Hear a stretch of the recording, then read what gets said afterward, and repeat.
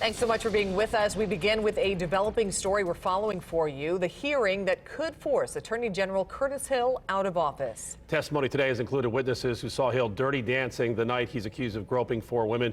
And the Speaker of the House says the AG admitted he had too much to drink that night. News 8's Richard Essex is in the State House where the hearing just wrapped up for the day. Richard. Well, this morning, the state's lawyers paraded a number of former and current state's legislative staffers through the hearing, and the testimony that caught everybody's attention was the repeated testimony that everybody was saying that Hill drank way too much that night and his inappropriate behavior towards several women. Indiana Attorney General Curtis Hill hasn't said a word in 2 days coming in and out of the Supreme Court.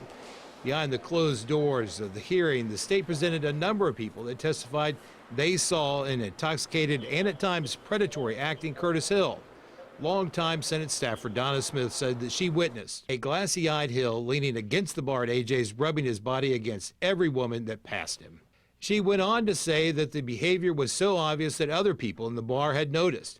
Hill's presence at AJ's at the end of the General Assembly party was noticed by almost everyone in attendance.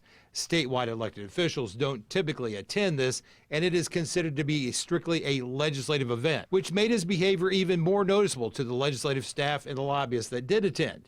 In the days and weeks after the sine-die party, the 4 women found each other. According to testimony from Indiana Speaker Brian Bosma, he learned of the incident nearly 2 months afterwards when Representative Reardon called him for a special meeting. Since the complaint involved staff from both the House and the Senate, Taft, an outside law firm, was called to investigate the complaint. The results of their investigation were leaked to a local reporter and revealed the identity of the 4 women, all of whom had said they wanted this matter kept private. At the time, Attorney General Hill had not been notified officially of the complaints.